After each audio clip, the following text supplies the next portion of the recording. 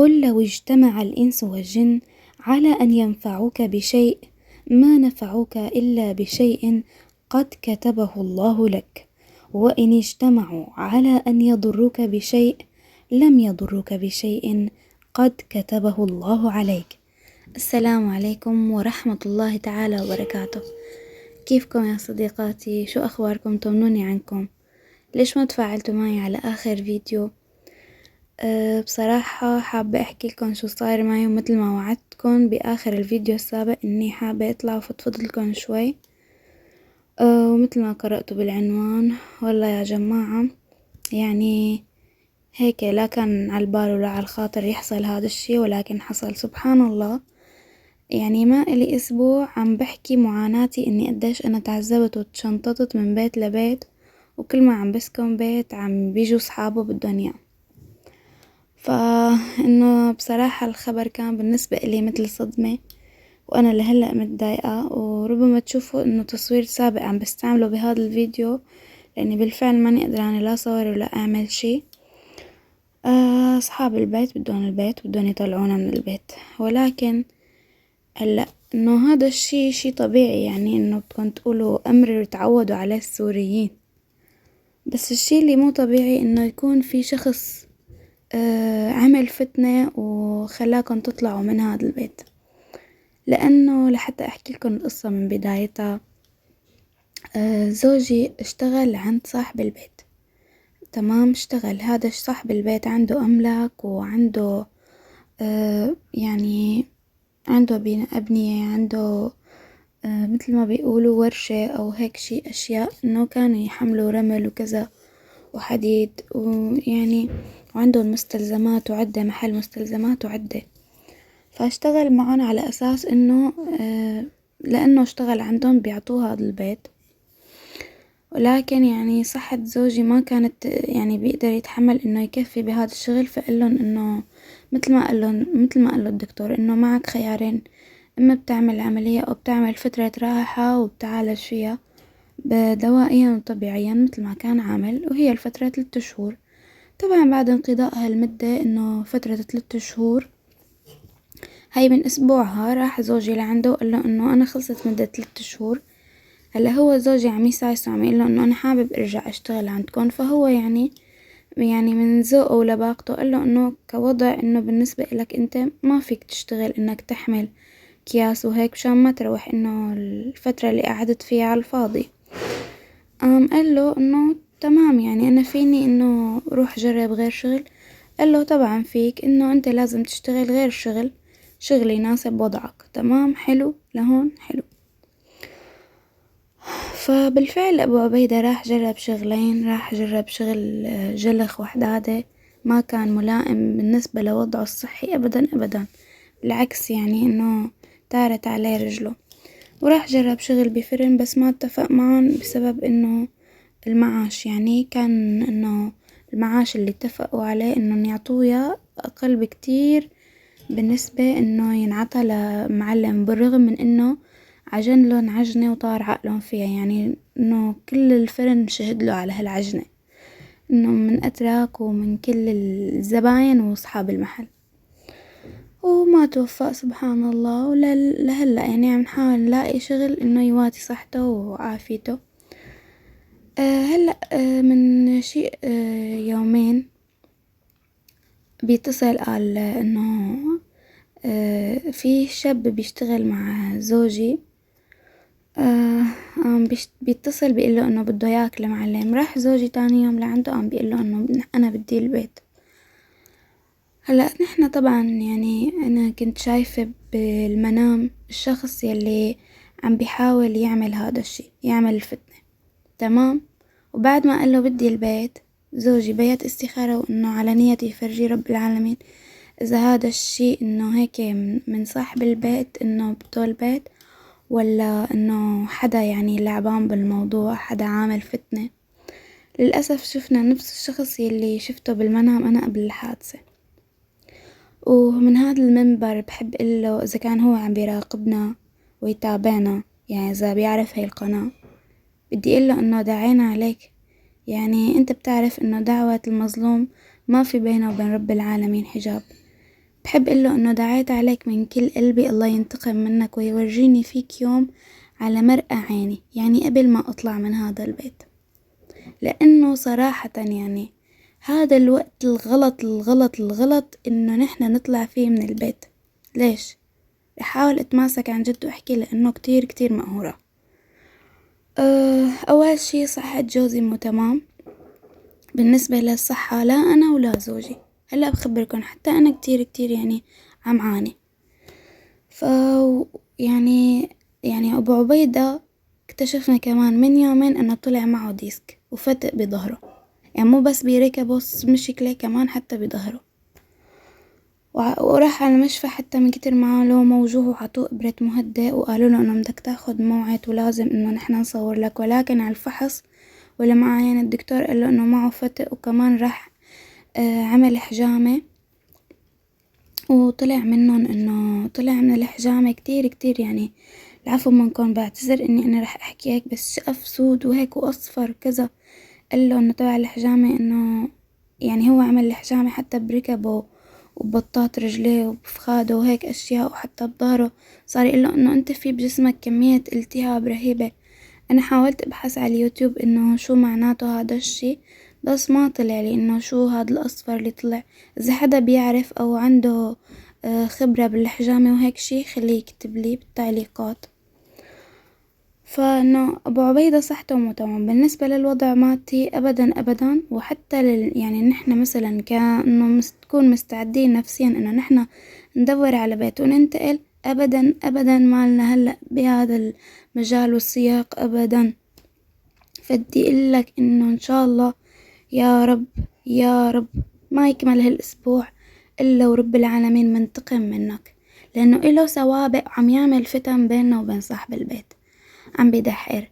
يعني ما بعرف أنا شو بده هذا الزلمة، إما حسد يعني أو ضيقة عين، أو شاف هاي القناة يمكن طالعت له بالمقترحات فعيت عليها رايح ما بعرف شو قايله إنه عامر، يمكن قايله عامر إنه ما عم يشتغل، عامر قاعد بالبيت قاعد على اليوتيوب، يمكن مورجيه صور جوزي على اليوتيوب وهيك شغلات. فالله ينتقم منه، لأنه مثل ما قلت لكم قبل بأسبوع كان عنده زوجي وما جاب له سيرة البيت أبدا، بالعكس حتى قال له إنه روح لازم أنت تشتغل، إنه غير هذا الشغل. يعني بالعكس إجا معه إنه هذا الشي مشان ظهره وهيك شغلات.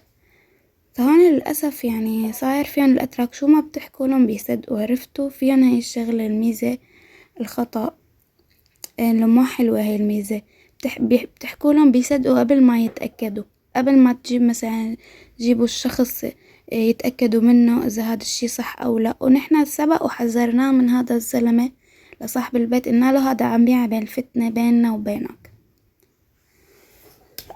ما بعرف، شكيته لله، شكيته لواحد أحد إن شاء الله. ما بعرف يعني أنا ماني حابة هلأ أقعد أضايق قدامكم شغلات فكروني فيها سيئة، ولكن بالنهاية أنا بشر، يعني أنا بشر وعندي مشاعر ويعني أنا مالي هلأ بصدد إني أكون إنه إنسانة سامحوا على هذا الشي اللي عمله معنا، لأن مثل ما خبرتكم ما نجازي من أي ناحية نطلع من هذا البيت.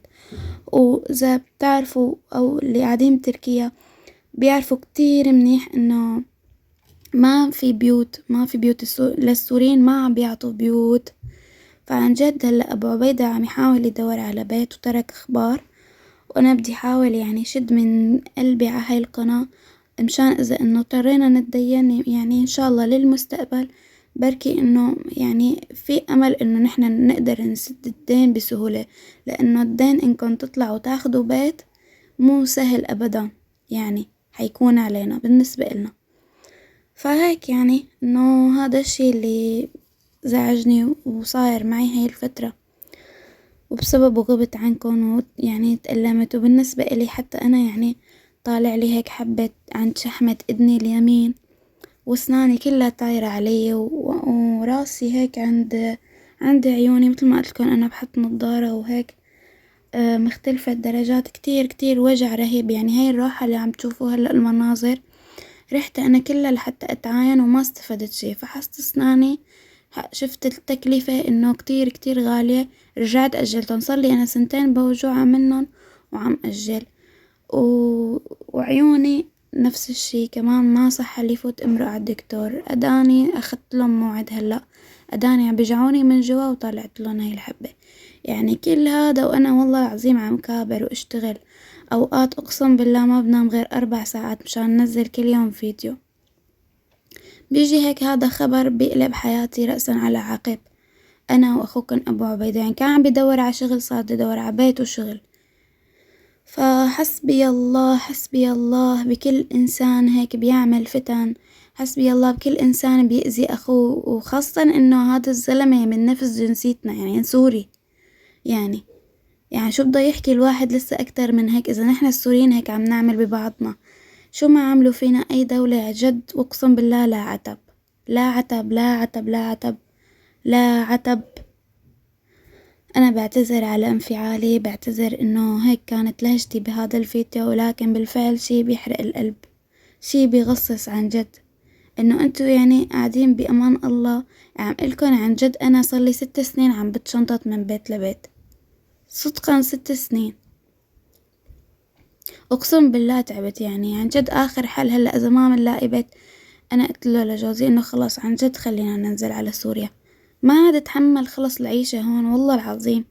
نقلة البيت مو بالشي السهل أبدا أبدا، خاصة إنه أنا عندي ولدين كتير صغار.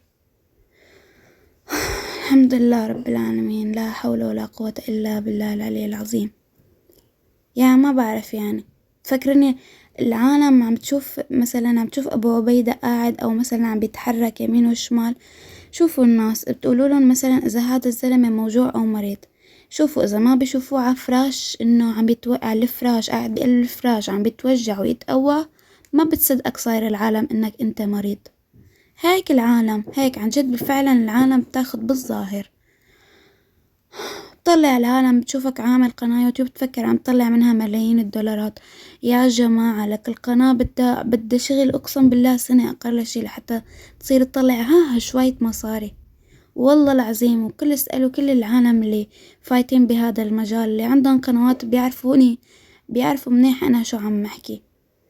يعني مو بشي سهل، حتى بعد ما تدفع القناة مو دغري بيطلع مصاري أبدا أبدا، مو دغري. في 5 خطوات لازم أنتو تعملوها، تعملوا الضرائب الأمريكية مدري شو نسيتن أنا، يعني قرأت عنهم بس نسيتن.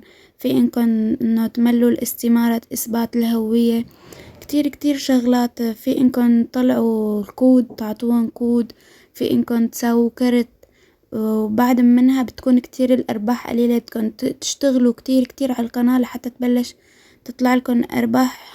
شي بينحكى فيه شي إنكم انتو مثلا إنكم انتو تصرفوا منه أقل حتى من المعاش العادي اللي بياخده أي إنسان بالحياة.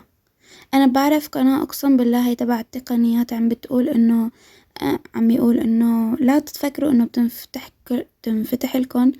بينفتح لكم باب القدر لما انتو بتساووا انه قناة يوتيوب. انه عم حاكي العالم بواقعية، عم بيقولن انه اللهم صل على سيدنا محمد، انه الناس بتفكر انه انفتحت مغارة علي بابا من المصاري والكنوز وهيك شغلات لما بتفتحها يوتيوب. حكى تجربته قال صدقا صدقا صدقا وربي شهيد على ما أقول، 13 شهر شغل وجهد وعمل على قناة يوتيوب حتى طلعت منها $100. انتو بتخيلين شو يعني $100؟ يعني 2700 تركي، يعني ولا شي، يعني ولا أي، يعني ما بيعملوا شي. ناس كلكم تعرفوا انه شو يعني $100. لسه بتجي العالم أقسم بالله بتقلي قديش عم بتطلعي. حرام عليكم اتقوا الله. حتى هي كلها هي المشاهدات اللي ما بيعرف، هي كلها اللي اجتني اول ما تدفع القناة ما بتنحسب ولا مشاهدة. والناس بتعرف شو عم اقول انا. الناس كلها هي القنوات احكوا انتوا، اكتبوا بالتعليقات صح انا عم بحكي او لا، شهدوا معي صح هذا الحكي او لا. الناس اللي بتعرف باليوتيوب وفاتحة قنوات، يعني ما بعرف شو بيصير للعالم. بصير طلع على بني آدم إنه فتح قناة بتصير بدها تحك له الشر، بدها تنزع عليه حياته، بتصير بتضيق عينه عليه. وخصوصي هالبني آدم اللي عم بحكي لكم عليه بشكل عينه ضيقة، بشكل حسود، بشكل أقسم بالله كل ما بيمرق من قدام البيت إلا تصير خناقة بهذا البيت. أقسم بالله أقسم بالله. يعني مشكلة ما فيكن، يعني وين بدكن تهربوا منه؟ أنا والله العظيم ماني متشردة بهذا البيت وماني مبسوطة فيه. أقسم بالله إني هاي القناة بدي شدها عليها لحتى بس أطلع من هذا البيت، والله العظيم. لأني بالفعل أقسم بالله يعني والله العظيم ما عرفت شو بدي أحكي. يعني بدي إياكم بس تساعدوني عن جد، تحطوا لايكات قد ما بتقدروا، تنشروا القناة، تشيروها، لا تقولوا طالعة حنان مثلا تشحد على وضعها أو شي أو تستعطف الناس، لا، اعتبروها فشة قلب. لسه في قنوات بيحكوا تفاصيل من حياتهم لسه أكتر من هيك.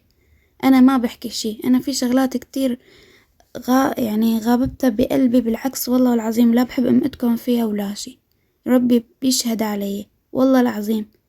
يعني بطلع بتضحك معكم وهيك شغلات بعمل، لما بعمل فيديو بعمل انه هيك لقطات عفوية، بحاول انه اخلق جو، لانه ما فيني اخلق جو الا بهذا الشكل.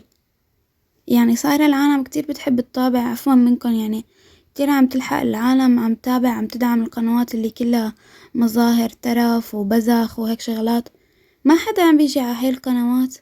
فنحن عم نحاول نتميز بأي شكل، ابدا مثلا او تشوفوني تفكروني انه شخصية المرحة انا عم بختلقها اختلاق، لا بالعكس، هي مني وفيني انا شخصية عم بحاول ابرز لكم اياها لحتى اكون مثلا انه عم نعمل حركة انه نغير فيها جو. مثل ما قلت لكم انا في فيديو سابق، انا لا فيني انه اجيب هدايا لكم وصلني هدايا فرحكم معي.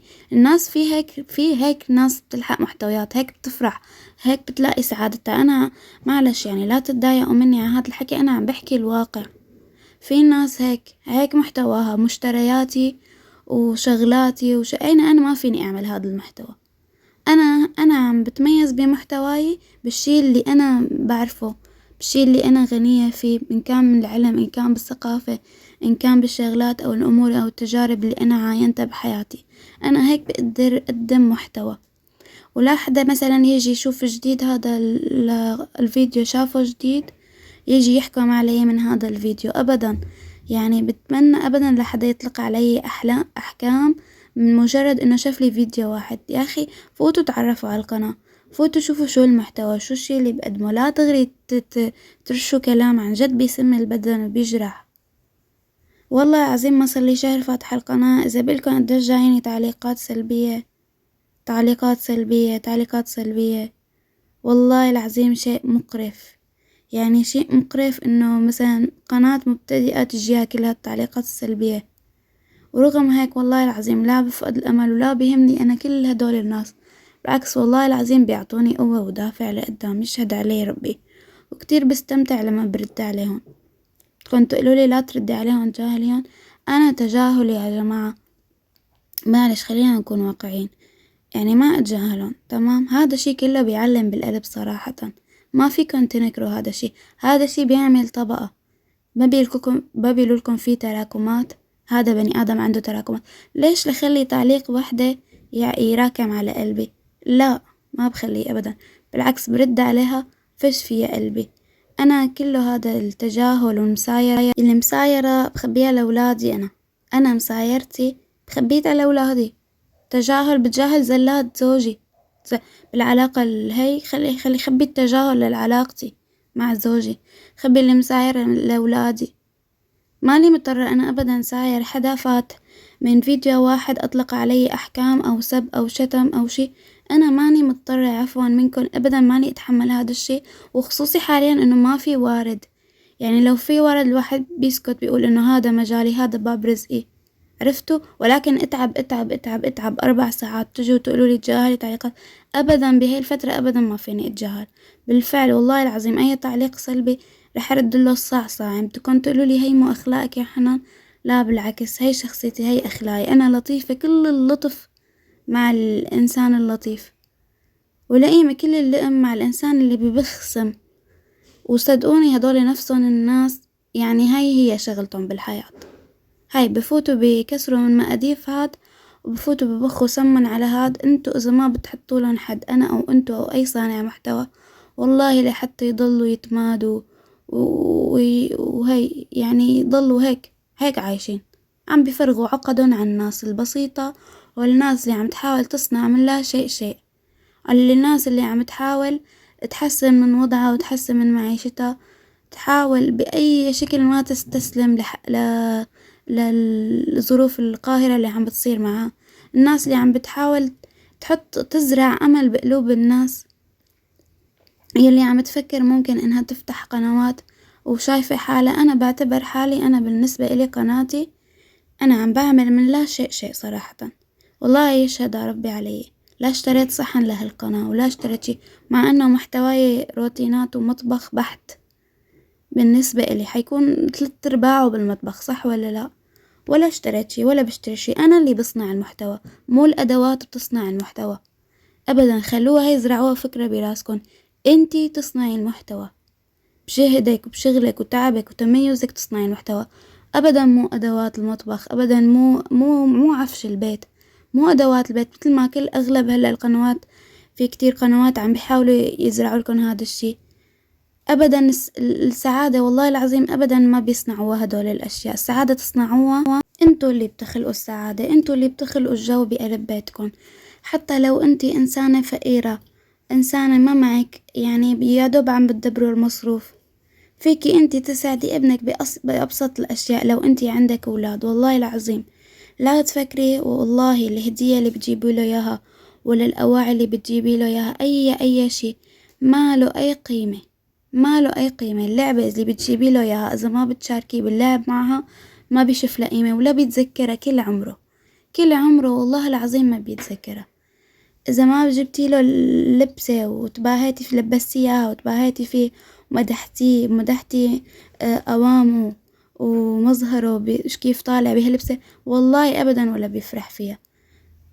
صدقوني والله العظيم إذا بتطلعي أنتي تمشي ابنك شوي، بتكوني أنتي مهتمة معه، عم بتعرفيه على الأشياء من حوله، عم تحاولي تجاوبي على أسئلته، عم تاخديه على جنينة، عم تغمريه حب ولطف وحنان، يعني انتي من قلبك عم بتلعبي، والله العظيم هذا الموقف ما بينساه كل عمره، ذكرى بتكرى بتنحفر بذاكرته. أنا بس بدي أدعي عن جد كل إنسانة عم بتشاهدني أني أصحك بيوم من الأيام. بعرف إنه كلنا نفسنا يكون عنا مثلا هذا الغرض الفلاني، أو يكون عنا هدول الأشياء اللي بتسهل علينا حياتنا. أبدا الأشياء ما بتصنع السعادة، أشياء الباهظة الثمن بتسهل الحياة، بتسهل ما بتصنع سعادة.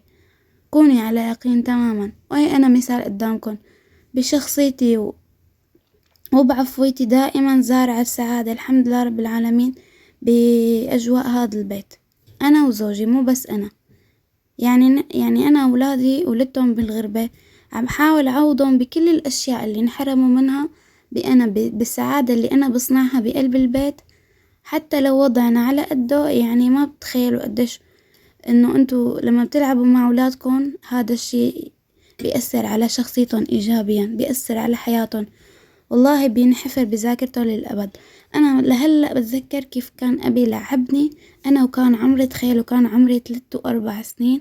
لهلأ بتمرق الصورة أو الفيديو قدامي مثل الشريط على ذاكرتي، بتذكر بالحرف شو كان أبي يقلي وكيف كان يلعبني. طب أنا آسفة إنه إذا طولت بهذا الفيديو أو هيك كتير، عن جد إنه كان في بقلبي شي وانفجر، والله العظيم هلأ ارتحت. بتمنى هيك يكون إنه تتقبلوني إنه هذا الشي صار معي، هذا الشي اللي انفرض علي، عرفتوا. طالعة فيكن تقولي إنه بس بدي منكم مساعدة بالدعم ونفس الوقت فشة قلب. حاولوا تدعموا عن جد المحتويات أو القنوات الصغيرة اللي عم تتعب على حالها.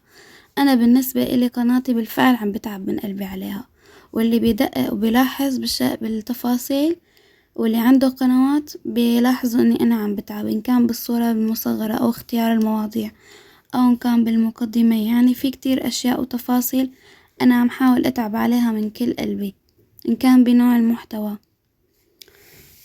فالحمد لله رب العالمين، مثل ما خبرتكم إنه أنا بدي شد على القناة مشان إذا اضطرينا نتدين لنطلع من هذا البيت، يكون في أمل عندي إنه حتى مثلا لو لبعد سنة نحنا عنا أمل بإذن الله إنه يعني إذا تدينا مبلغ كبير من إنسان موثوق، في عندي أمل إنه نحنا بنقدر نسده إن شاء الله، يعني بدون ما نعتل هم أو ناكل هم إنه ما يقعد الدين مثل هيك يطبق على صدرنا طبق، ويكون مثلا في مدة محددة نوعده انه نسدد الدين فيها. وبس هيك والله. وهذا هون المشوار انه رحته. هلا رح احطلكن انه في الاصوات انا هلا خافيتها، بس اخلص حديث وهيك حاول احطلكن انه مقتطفات كتير كتير حلو الصوت. هون بتعرفوا هاي المنطقة اللي كنت ساكنة فيها من زمان، كانت تبعد عني هاي القرنة فقط ربع ساعة. البيت اللي خبرتكن اني طلعت منه هون كتير في روحانية، في كتير انه عن جد بتحسوا حالكن قاعدين ببلاد عربية. مثل ما لكم شايفين انه فتت على الجامع وهيك فيكن تفوتوا على الجامع. كان الامام عم بيخطب وعم بيصلوا صلاة.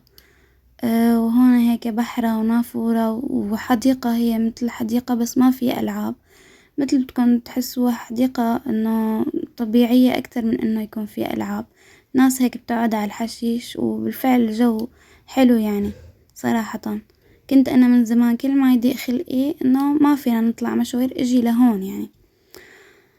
فالحمد لله رب العالمين انه هيك. انا والله العظيم مؤمنة تماما، انا بعرف انه ما حدا بيقدر يأذيني او يضرني الا بإرادة رب العالمين، ولكن شكيت لواحد احد، لانه والله عم لكم شفتها بالمنام مرتين، وفي كتير اشياء يعني بتدل على انه هو اللي هيك عامل، وسوابق له سوابق يعني. فبشكيك لواحد احد فرد صمد، الله ينتقم منك يا رب، يجعل كيدك بنحرك. قال بيقول رب العالمين إنهم يكيدون كيدا وأكيد كيدا.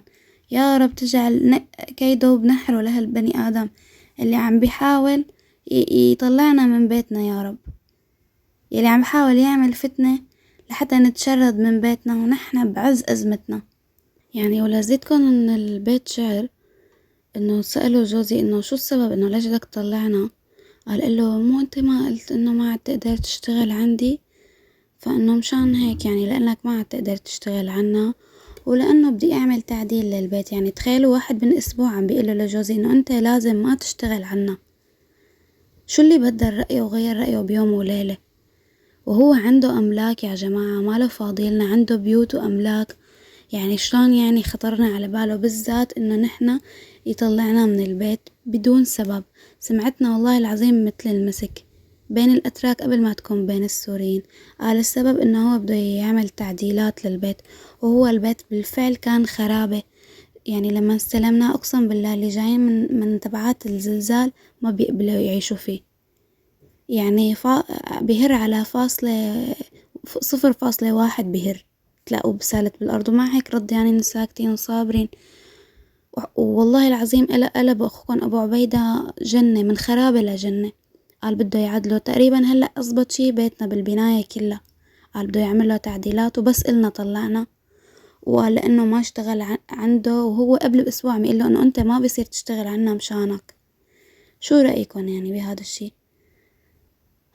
لا حول ولا قوة إلا بالله. هذا حال السوريين بتركيا، مو بس حالي لحالي، هذا حال يعني معظم السوريين بتركيا. أنا والله العظيم بعرف إنه هذا الخير إلنا، وأنا متمنية أطلع بس من العيون اللي متربصة على حياتنا، بس اللي بتحسدنا على ضحكة، بتحسدنا على فنجان قهوة نشربه سوا. بس هدول رب يجعل كيدهم بنحرهم يا رب. قال قل لي من بات لي حاسدا أتدري على من أسأت الأدب؟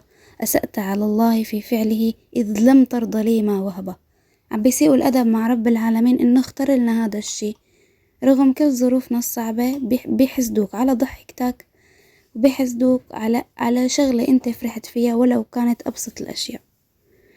حسبي الله ونعم الوكيل في كل ظالم. أنا والله ما طلعت هذا الفيديو لأمتكن أبدا، نعتبروها فشة قلب. بتمنى تعليقات تواسيني، يعني ما بتمنى أشوف تعليق عم بيجي علي فوق إنه هذا الشي اللي أنا عم عيشه عن جد. يعني بتمنى منكم هذا الشي. والحمد لله. استودعكم الله الذي لا تضيع ودائعه. سلام.